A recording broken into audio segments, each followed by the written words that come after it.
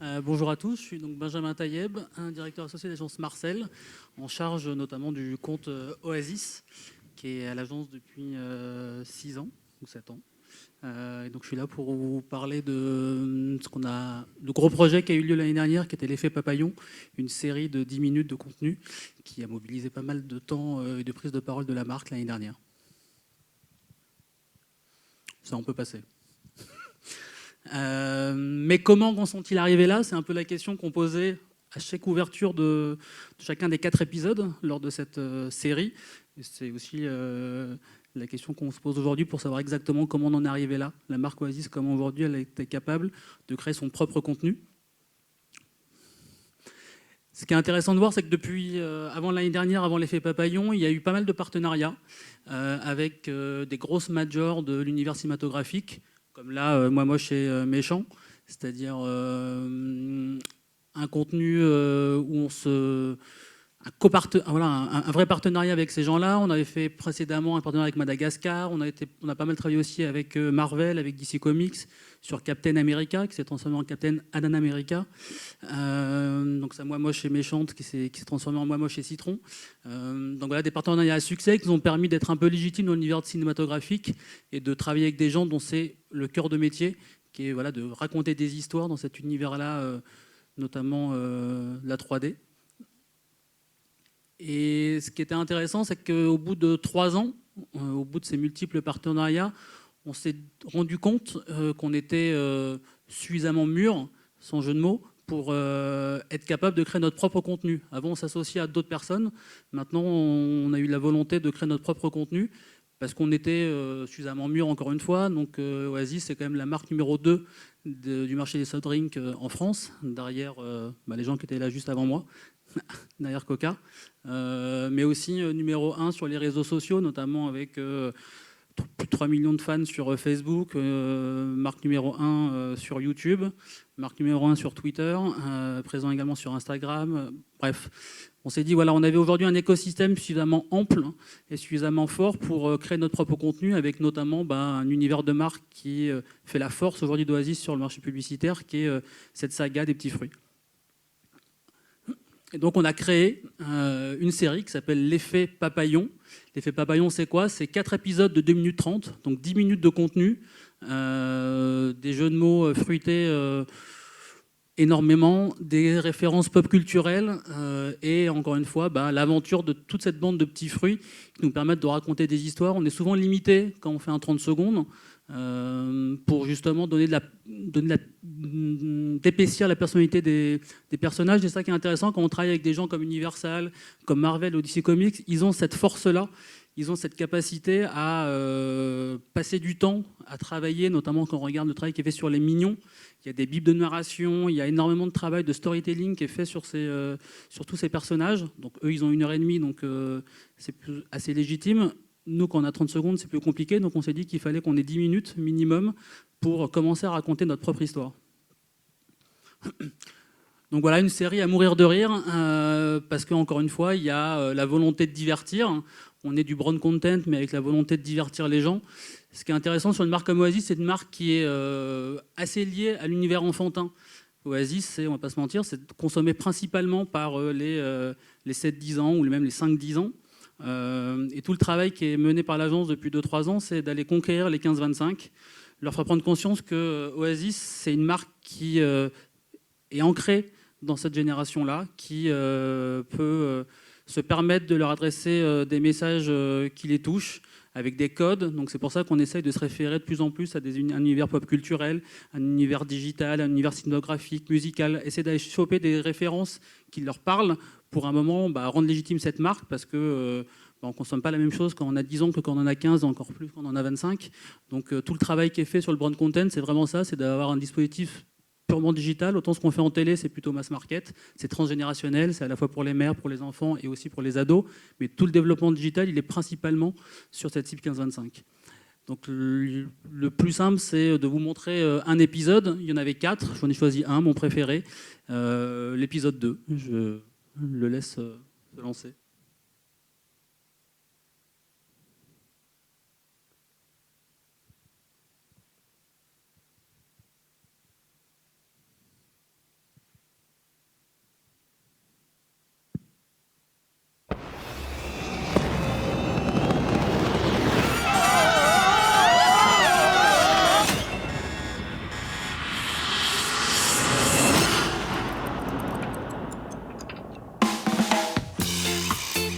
T'inquiète, Jude, les enfants me kiwifent. Bon, et surtout n'oublie pas, Pas de smart smart-pom, ça les hypnotise.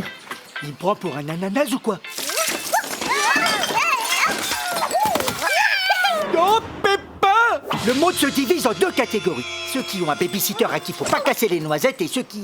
Bref, les autres.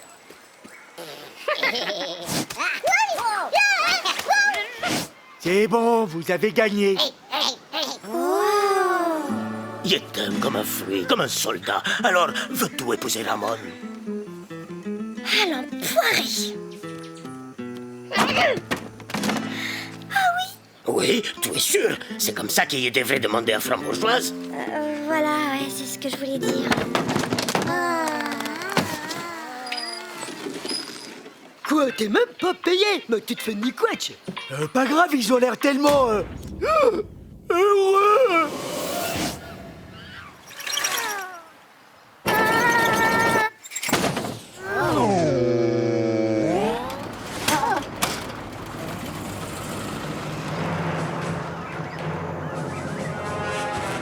Alors, ils sont où? Rien. Nada. Walou! Walou aussi. En plus des raisins, j'ai perdu mon smart-pom. Hashtag vide-mangue. Attends, t'as bien dit smart pomme? Je vais les melocaliser, fruits ça. L'uniforme, c'est hot. Allez, vite. Je suis au garde à vous. Bon, dans 10 minutes, je nous considère comme définitivement poilus. Attendez. On y est. Et voilà. Salut les kiwis. Mes raisins. Alors, c'est qui le meilleur babysitter? Youspam, on a un problème là.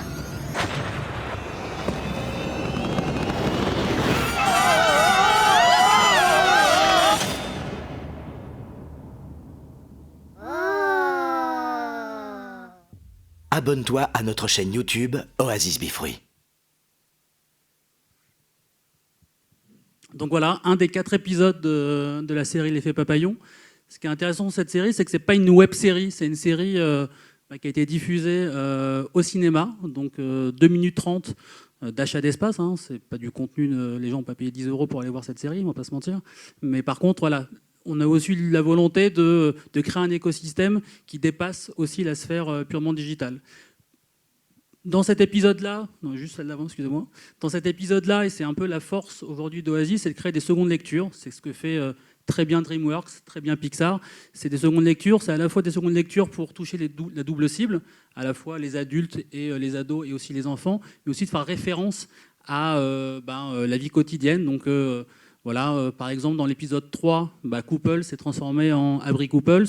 Dans l'épisode 1, Ramon Fraise va sur YouPom, donc la version fruitée de YouPorn. Sur l'épisode 2, vous l'avez vu, les raisinzins jouent à Fruit Fighter. Et c'est un des éléments qui est assez emblématique de tout le dispositif, c'est qu'on a été assez loin dans le dispositif, on le verra juste un peu après, mais c'est pas uniquement une référence, c'est qu'on a poussé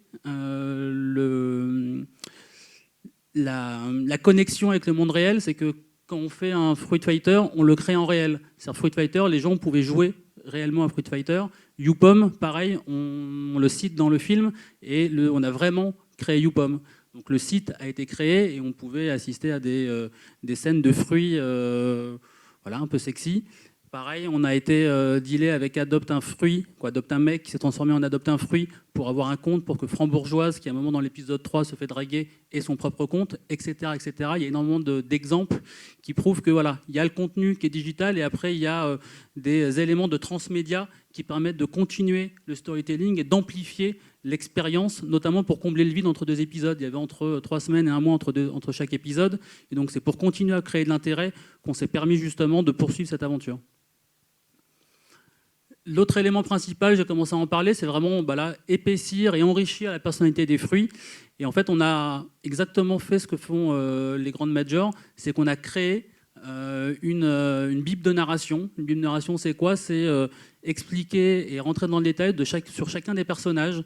Manque de bol, c'est la slide d'après. Manque de bol, c'est quoi sa personnalité, c'est quoi son caractère, c'est quoi sa relation avec les autres fruits, c'est quoi son potentiel d'évolution, c'est quoi nous les personnages de référence, parce qu'en fait l'effet papillon, ce qui est intéressant, c'est qu'on l'a aussi coécrit avec un scénariste de long métrage pour que justement, et donc c'est comme ça qu'on l'a briefé. C'est quelqu'un qui s'appelle Johan Krom, qui a notamment fait L'Arnaqueur, hein, qui a été un énorme succès.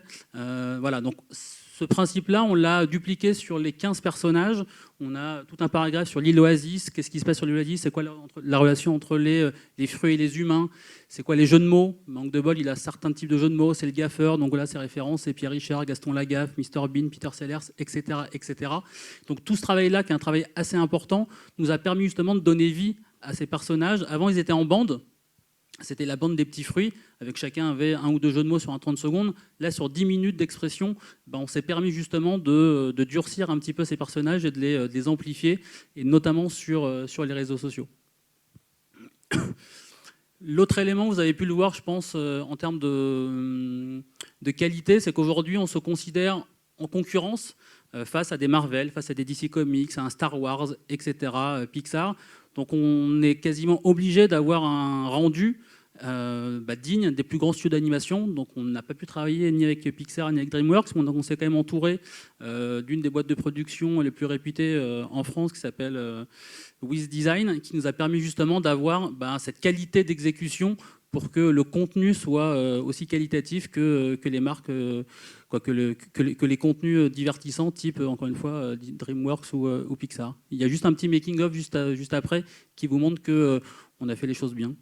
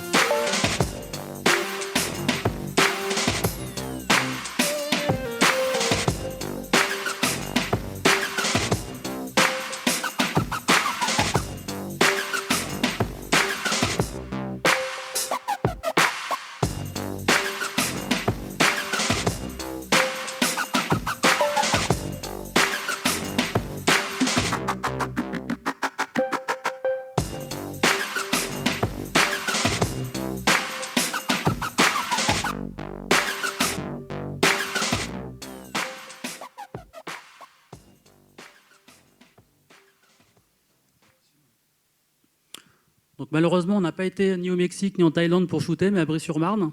Donc pas mal de fonds verts et pas mal d'intégration d'éléments de matte painting, d'éléments 3D.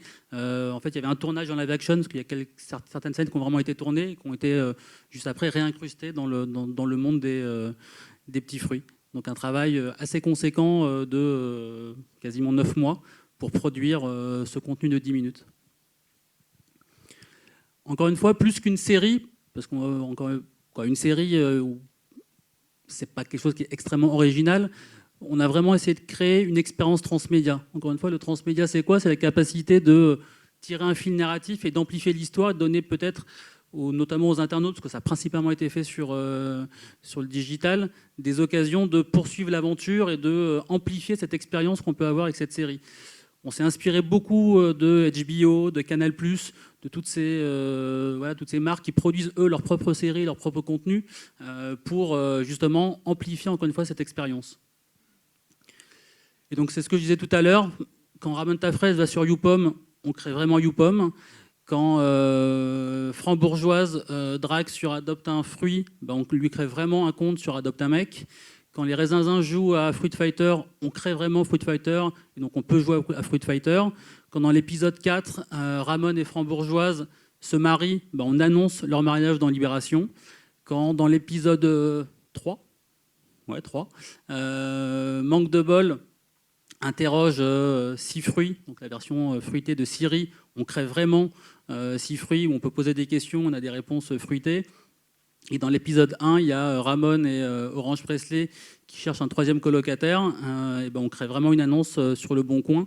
C'est quelques exemples, il y en a encore une dizaine d'autres. Mais encore une fois, c'est la capacité à poursuivre l'aventure et à amplifier l'expérience autour de ces éléments-là. Ce qui est intéressant, c'est que c'était des éléments qui nous ont permis aussi d'amplifier l'audience. Il y a pas mal de gens sur l'épisode 1 qui ont été en contact avec la série, pas uniquement sur l'écosystème Oasis, mais grâce à YouPom, ça a généré aussi des contacts. Il y a aussi des gens qui ont joué d'abord à Fruit Fighter avant de visionner l'épisode 2, etc., ou même dans Libération. Bref, ça permet aussi, encore une fois, de donner du contenu supplémentaire à cette expérience.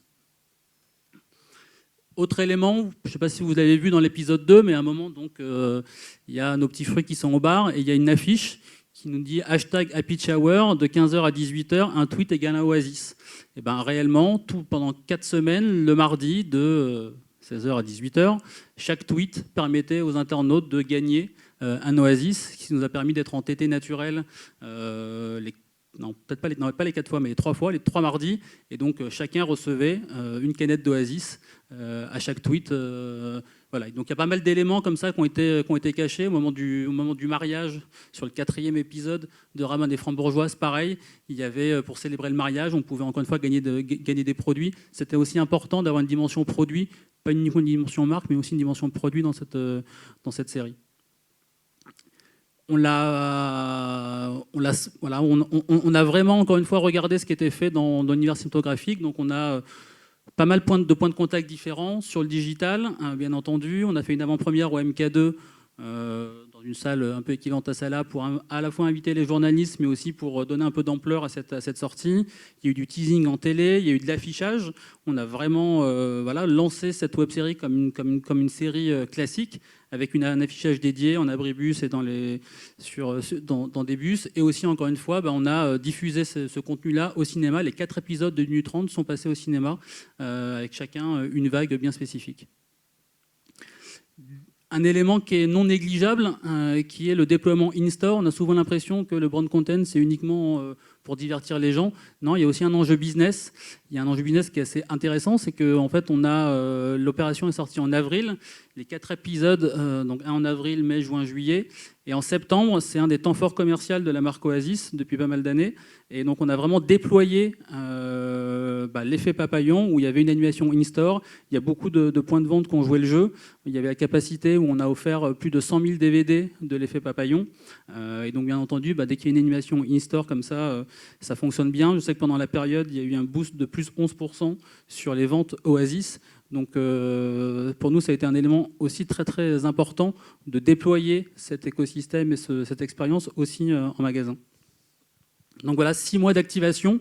6 mois d'activation qui nous ont permis de prendre la parole, encore une fois, pendant beaucoup de temps. Et donc voilà, il a fallu créer énormément de contenu, à la fois sur Facebook, à la fois sur Twitter, sur YouTube avec les contenus. On a fait des making-of, des interviews des réalisateurs, etc., pour, encore une fois, recréer de l'intérêt pendant ces 6 mois, parce que 6 mois, c'est long. Tenir les gens en haleine, donc c'est à la fois créer un peu de teasing, de désirabilité, et en même temps donner du contenu pour activer ces gens-là. Les résultats, voilà, c'est quelques exemples. Voilà, il y a eu quelques punchlines assez emblématiques qu'on a remis sur Instagram ou sur Twitter. Je vois des gens qui sont mûrs. Un autre hashtag avec je trinque avec Ramon et Frambe pour le mariage. Donc le DVD qui a aussi été distribué à la sortie du métro avec un partenariat avec 20 minutes.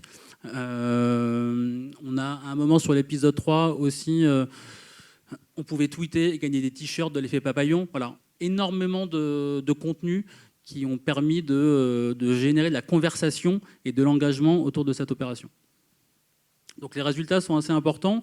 Ça a été, le chiffre maintenant, je crois qu'on est passé à 12 millions, mais bref, quasi plus de 10 millions de vues sur YouTube, 97% d'appréciation positive. Et on a commencé l'effet papillon, on avait 24 000 abonnés sur notre page YouTube. On finit avec 125 000 abonnés. Ce qui fait de Oasis la marque française la plus performante sur YouTube, avec le plus grand nombre d'abonnés. Pareil sur Facebook, plus d'1 million de vues, 250 000 likes, bref, des taux d'engagement, la phrase n'est pas finie, mais des taux d'engagement assez performants. Et ce que je disais tout à l'heure, YouPom a généré, sans aucun euro dépensé en médias spécifiquement sur YouPom, plus de 900 000 visites. Et pareil sur Fruit Fighter, 75 000 visiteurs qui ont joué à Fruit Fighter, et à Peach Hour, on l'a vu tout à l'heure, 3 fois en TT naturel. Voilà pour l'effet papillon. Merci beaucoup. Pas de souci. Merci à vous.